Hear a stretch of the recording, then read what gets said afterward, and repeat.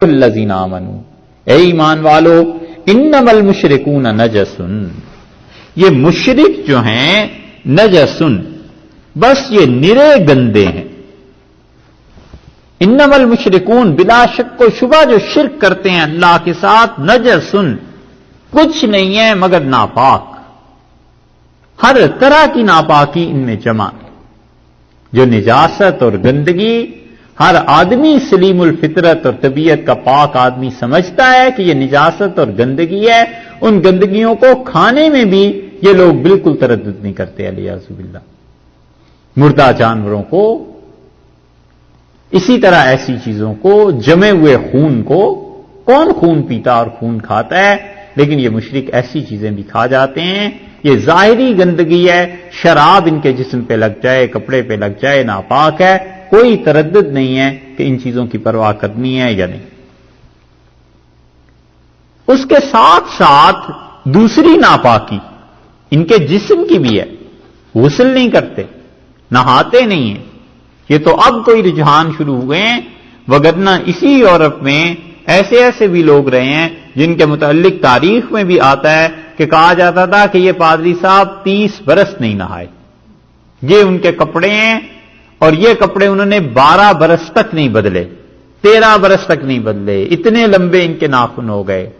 یہاں بھی تھا، دنیا بھر میں، ہندوستان میں خیر اب بھی ہے۔ دوسری نجاست، اور تیسرا ان کا عقیدہ ناپاک، تو جسم بھی ناپاک، اندر روح عقیدہ بھی ناپاک، کھانا پینا بھی ناپاک۔ قرآن نے سب چیزوں کو ایک لفظ میں جمع کر دیا۔ اللہ نے فرمایا نجسن، یہ تو ہیں ہی ناپاک، سب ناپاکیاں جمع ہو گئی۔ تو جب ناپاکیاں اتنی جمع ہو گئی ان میں، فلا یقربوا، یہ وہ چیز ہے جس کی وجہ سے نا بعض لوگوں کو ان سے بو جو محسوس ہوتی ہے، کافروں سے۔ ٹرین میں، بس میں سفر کریں اور کافر چند منٹ کے لیے ساتھ آ کے بیٹھتا ہے اور دماغ پھٹتا ہے، آدمی کہتا ہے کہاں اٹھ کے جاؤں، پتہ نہیں کیا چیز ہے، وہ چیز یہی ہے، ناپاکی۔ اللہ تعالیٰ نے فرمایا فلا یقرب المسجد الحرام، سو یہ نہ آئیں قریب، کس میں؟ نزدیک نہ آئیں، مسجد الحرام، مسجد حرام کے، بعد، کب؟ اس کے بعد، عامہم، ان کا یہ سال، ھذا، یہ سال ہے ان کا، اس سال کے بعد یہ مسجد حرام کے قریب نہ آئیں۔ یہ اعلان کب ہوا ہے؟ 9 ہجری میں حضرت علی رضی اللہ عنہ نے جا کے اعلان کیا کہ رسول اللہ صلی اللہ علیہ وسلم نے بتایا ہے کہ یہ نہ آئیں۔ یہ 40 آیات جو پہلی ہیں سورہ بقرہ کی، یہی تو حضرت علی رضی اللہ عنہ لے کے گئے تھے۔ سورہ توبہ کی، سورہ توبہ کی جو پہلی 40 آیات ہیں یہی تو لے کے گئے تھے۔ اور سورہ بقرہ میں اللہ تعالیٰ نے وہاں پر ان کا جو جرم گنا ہے نا، وہاں اللہ تعالیٰ نے فرمایا ہے کہ یہ ایسے ظالم ہیں کہ مسجد حرام سے ان لوگوں کو نکالتے ہیں جو وہاں پر رہنے کے اہل ہیں۔ سورہ بقرہ میں فرمایا، یہاں اللہ نے کہا کہ ان کو نکالو، وجہ یہ کہ یہاں رہنے کے اہل نہیں ہیں۔ اسلام کو ایک چیز چاہیے تھی، ایک جگہ چاہیے تھی جہاں اسلام کا اپنا مرکز بنتا، اس لیے حرم کے احکامات دوسری جگہ سے مختلف۔ مسلمانوں نے جو بت توڑے ہیں یہ حرم میں توڑے ہیں، کیونکہ ایک جگہ ایسی چاہیے تھی جہاں پہ بتوں کی گندگی نہ رہے۔ باقی اتنے علاقے مسلمان فتح کرتے رہے، وہاں کیوں نہیں بتوں کو توڑ دیا؟ یہ احرام مصر، یہ سارے حضرت عمر رضی اللہ عنہ کے زمانے میں فتح ہوئے، کیوں نہیں مسلمانوں نے توڑ دیے؟ لیکن حرم کی حدود میں اللہ نے کہا ایک ہی دین باقی رہے گا اور کوئی دین نہیں یہاں چل سکتا۔ اسی لیے رسول اللہ صلی اللہ علیہ وسلم نے فرمایا تھا کہ حجاز میں 2 دین کبھی قائم نہیں ہوں گے، ایک ہی دین رہے گا۔ اور اسی لیے رسول اللہ صلی اللہ علیہ وسلم وفات سے بھی پہلے فرماتے رہے کہ اخرج الیہود والنصارى من جزیرۃ العرب، دیکھو یہودیوں اور عیسائیوں کو اس جزیرہ عرب سے نکال دو، انہیں نہیں رہنے دینا یہاں، تاکہ دین ایک رہے۔ تو حضرت صلی اللہ علیہ وسلم پر یہ جو چیز تھی نا منکشف تھی کہ یہاں کوئی اور دین نہ رہے۔ اسی وجہ سے نبی کریم صلی اللہ علیہ وسلم بت بھی توڑے، اور اسی وجہ سے آپ دوسری چیز یہ بھی دیکھیں کہ عرب کے جو مشرکین ہیں، کفار ہیں، ان سے جزیہ نہیں لیا گیا۔ ان کو کہا گیا دونوں میں سے ایک ہی کام ہے، یا رہو یا نہ رہو، جزیہ نہیں ہو سکتا یہاں پہ۔ جزیہ باقی دنیا کے کافروں کے لیے ہے، تمہارے لیے نہیں۔ تو حرم کے احکامات مختلف ہیں باقی اور جگہوں سے. اللہ تعالی نے فرمایا یہ تو 9 ہجری کو یہ حضرت علی رضی اللہ عنہ 40 آیات سورہ توبہ کی لے کر گئے ہیں اور انہوں نے سب کو سنایا، یمن تک کے قبائل کو سنایا. اور 10 ہجری میں بعض محدثین کہتے ہیں یہ 10 ہجری کی آیت ہے، بعض کہتے ہیں 9 کی، لیکن بات یہ ہے کہ 9 ہجری میں تھا. لیکن 9 ہجری کب تھی؟ ذی الحج تھا، تو وہ تو 20 دن بعد ختم ہو گیا. اب 10 ہجری شروع ہو گئی تو امپلیمنٹیشن اس حکم کی، نفاذ اس کا 10 ہجری تک رہا ہے پورا سال، حتیٰ کہ رسول اللہ صلی اللہ علیہ وسلم جب تشریف لائے ہیں مکہ مکرمہ میں تو اس وقت جا کر کوئی مشرک نہیں تھا. اللہ تعالی نے فرمایا انما المشرکون نجس، یہ مشرک تو ناپاک ہیں، فلا یقربوا المسجد الحرام بعد عامہم ھذا، اپنے اس سال کے بعد یہ آئندہ سال نہیں آئیں گے.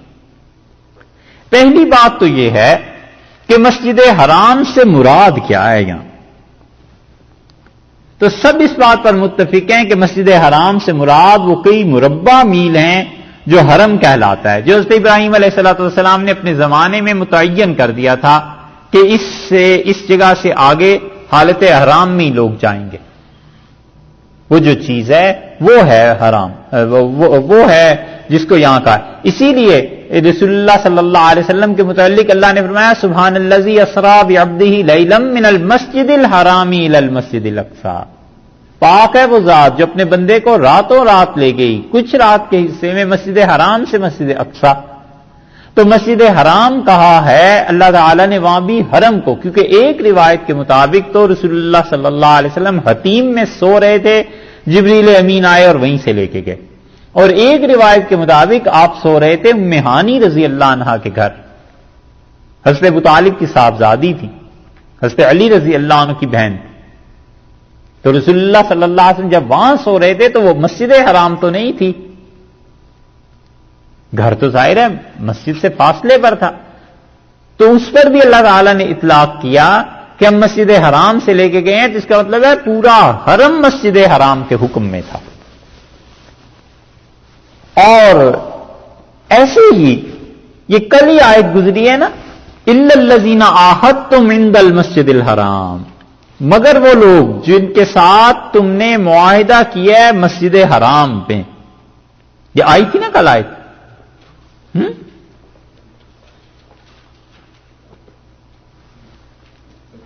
چوتھی آیت الا الذین عاہدتم من المشرکین، نہیں آگے ہے جی.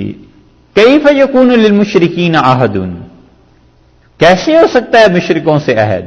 عند اللہ و عند رسولہ الا الذین عاہدتم عند المسجد الحرام، ہاں مگر جنہیں تم نے مسجد حرام کے پاس جن سے تم نے وعدے کر لیے ہیں. فما استقاموا لکم فاستقیموا لہم، جب تک وہ سیدھے رہیں تم بھی سیدھے رہنا. یہ جو ہے نا اللہ نے فرمایا مسجد حرام کے پاس تم نے وعدے کر لیے ہیں، تو مسجد حرام میں کون سے مشرک تھے جن سے معاہدے ہوئے تھے؟ اس کے اندر اس کے قرب و جوار میں جو لوگ رہ رہے تھے. تو پتہ چلا کہ مسجد حرام سے مراد پورا حرم ہے، یہاں صرف مسجد مراد نہیں. ایک بات،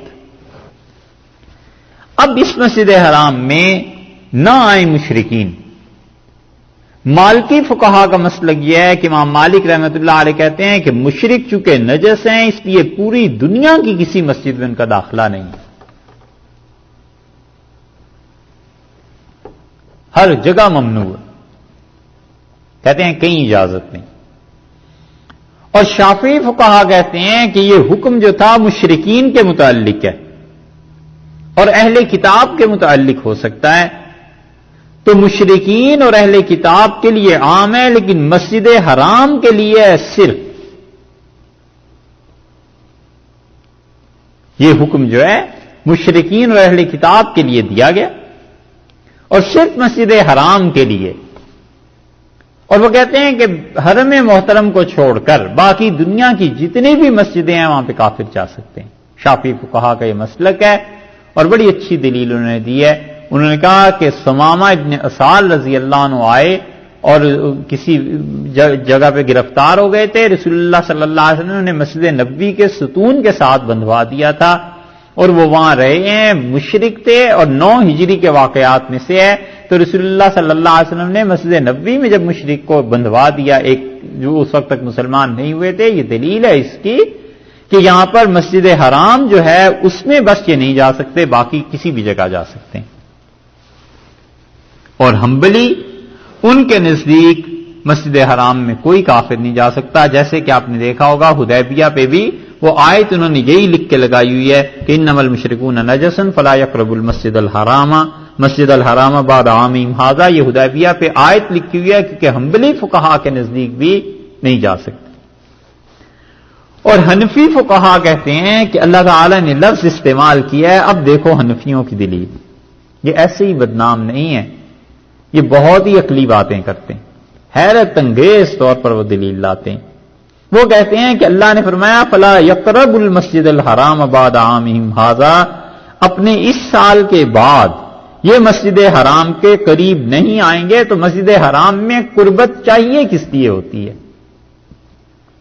کہتے ہیں مسجد حرام فی نفس ہی مسجد کے قریب ہونا تو کوئی معنی نہیں نا. اصل میں تو مسجد کے قریب ہونا اس لیے کہ اللہ کے قریب ہونا ہے، اللہ تعالیٰ کا قرب حاصل کرنا ہے. وگرنہ فی نفسی ایک مکان میں اینٹ پتھر سے بنا ہوا ہے، اس میں کیا ہے؟ تو کہتے ہیں اس کا مطلب یہ ہے کہ یہ آخری سال ہے ان کا، آئندہ سے کوئی بھی مشرک اور کافر حج نہیں کر سکے گا، عمرہ نہیں کر سکے گا، یہ ہے مراد.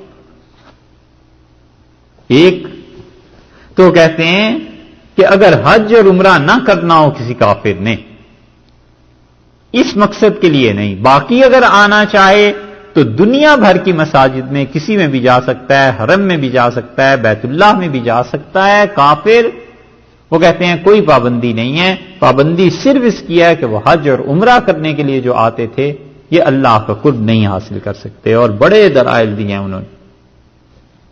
بنو ثقیف جو قبیلہ آیا تھا، رسول اللہ صلی اللہ علیہ وسلم نے ثقفیوں کو مسجد حرام میں بیت اللہ میں ہی ٹھہرایا تھا، حالانکہ یہ کافر تھے. حضرت صلی اللہ علیہ وسلم کے بعد جب اسلام قبول کرنے آئے ہیں 8 ہجری کے بعد، تو آپ نے انہیں ٹھہرایا ہے مسجد حرام میں. حنفی فقہا کہتے ہیں کہ مسجد حرام بھی منع نہیں. اور وہ کہتے ہیں اس پہ علی رضی اللہ عنہ جو لے کر گئے تھے پیغام، وہ یہی تھا کہ اس سال کے بعد تم لوگ حج کے لیے نہیں آؤ گے. تو کہیں بھی کسی نے نہیں کہا کہ کسی اور مقصد کے لیے نہیں آ سکتے، جیسے تجارت کے لیے اور چیزوں کے لیے، بس صرف حج سے منع کیا تھا. تو جہاں پر دلیل ہے بس اس کو اتنا ہی رکھو کہ کوئی بھی مشرک حج کے لیے نہیں آ سکتا، باقی وہ آنا چاہے تو آ سکتا ہے. اور ان کی دلیل یہ بھی ہے کہ جو نجران سے عیسائی آئے تھے، رسول اللہ صلی اللہ علیہ وسلم نے 9 ہجری میں سورہ آل عمران میں گزر چکا نا، آپ نے مسجد نبوی میں ہی انہیں ٹھہرایا تھا. اور مسجد نبوی میں ہی حضرت عیسیٰ علیہ الصلوۃ والسلام اور حضرت مریم کا بت رکھ کے انہوں نے عبادت کی ہے. صاف حدیث میں الفاظ آئے ہیں. زاد المعاد میں ابن قیم رحمۃ اللہ علیہ بھی ایسی روایات نقل کی ہیں کہ رسول اللہ صلی اللہ علیہ وسلم نے عیسائیوں کو مسجد نبوی میں ٹھہرایا اور وہ عبادت کرتے رہے وہاں پر. تو عبادت کون سا وہ خدا کی توحید کی کرتے رہوں گے، وہ وہی تسلیث اور سب کچھ کرتے رہے. اور ہم نے جا کے عرض کیا کہ اللہ کے رسول یہ مشرک ناپاک ہیں، مسجد میں ٹھہرا دیے گئے ہیں. تو حضرت صلی اللہ علیہ وسلم تشریف لائے اور آ کر زمین کو غور سے دیکھا اور آپ نے فرمایا کہاں ناپاکی ہے؟ عرض کیا اللہ کے رسول یہ مشرک ناپاک، آپ نے فرمایا ان کے دل میں، ان کے اندر ہے، ان کا عقیدہ ناپاک ہے. اس لیے حنفی فقہا کہتے ہیں کہ اگر یہاں پر صرف مسجد مراد دے دی جائے اور حرم چھوڑ دیا جائے تو پھر رسول اللہ صلی اللہ علیہ وسلم کے دور میں بھی اور بعد میں بھی مسجد میں اگر نہیں آئے تو حرم میں تو کافر یقیناً آئے. اور امام ابو یوسف رحمۃ اللہ علیہ حضرت عمر رضی اللہ عنہ کا واقعہ انہوں نے نقل کیا کتاب الخراج میں کہ حضرت عمر رضی اللہ عنہ حج کے بعد مسجد حرام میں بیٹھے ہوئے تھے بیت اللہ میں، اور ایک آدمی نے جو کافر تھا اٹھ کے شکایت کی کہ فلاں آدمی نے مجھ پہ ظلم کیا ہے. تو حضرت عمر رضی اللہ عنہ نے کہا ان کا خیال رکھو اور انصاف کرنے کا حکم دیا. تو کہتے ہیں حضرت عمر رضی اللہ عنہ کے زمانے تک تو کافر آتے رہے ہیں مسجدوں میں، مسجد حرام میں. پھر کون سی دلیل ایسی ہے کہ تم کہتے ہو مسجد حرام میں کافر نہ چاہیے؟ تو جب وہ وہاں جانے کو کہتے ہیں جائز، تو پھر دنیا بھر کی مساجد تو اس سے بھی کم درجے میں ہیں. اس لیے حنفی فقہا یہ کہتے ہیں کہ جہاں اللہ نے منع کیا ہے اس کا مطلب ہے قہر سے، زور سے، غلبے، طاقت اور لڑائی سے تمہاری مسجدوں پہ یہ قابض نہ ہو جائے، مت آنے دو انہیں، لڑو، حفاظت کرو اپنی عبادت گاہ کی، اور ویسے ان کا آنا کسی ضرورت سے ہے تو بھی درست ہے، اور اگر انہیں دعوت دینی ہے دین کی، اسلام کی طرف بلانا ہے تو پھر تو آنا بالکل ہی ان کا جائز ہے، کیونکہ رسول اللہ صلی اللہ علیہ وسلم کے پاس کئی مشرکین آئے ہیں مسجد میں ہی آ کے مسلمان ہو، تو اللہ تعالی نے فرمایا کہ یہ جو سال ہے اس کے بعد آئندہ نہیں آئیں گے، وَإِنْ خِفْتُمْ عَيْلَةً، اور اگر تمہیں یہ ڈر ہو کہ تنگی کا شکار ہو جاؤ گے، کیونکہ مکہ مکرمہ کوئی ایسی جگہ تو تھی نہیں کہ جہاں پر زراعت ہوتی ہو، پہاڑ تھے چٹیل، سارا کاروبار چلتا ہی تجارت سے تھا، قافلے آتے تھے، تجارت ہوتی تھی، تو ڈر یہ ہوا کہ اگر مشرک نہ آئے حرم میں اور تجارت کا مسئلہ بن جائے تو پھر کیا ہو؟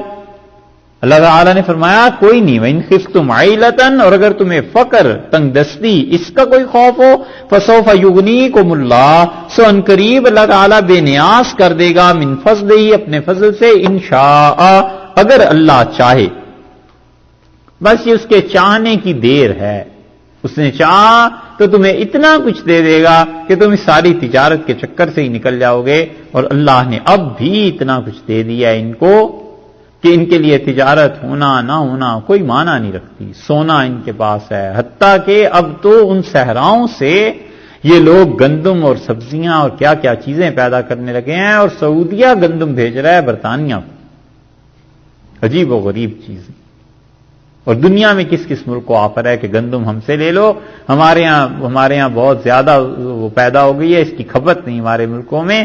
اللہ نے فرمایا اگر ہم چاہیں گے اپنے فضل سے بہت کچھ دے دیں گے، کوئی ڈرنے گھبرانے کی بات نہیں ہے۔ ان اللہ علیم حکیم، اللہ کو علم ہے کیا کیا تبدیلیاں آئیں گی، اور یہ جو حکم دیا ہے اس نے کہ حرم کو بالکل پاک رکھنا، بڑی حکمت ہے اس میں، تاکہ مسلمانوں کا اپنا ملک، اپنا وطن، اپنا مرکز قائم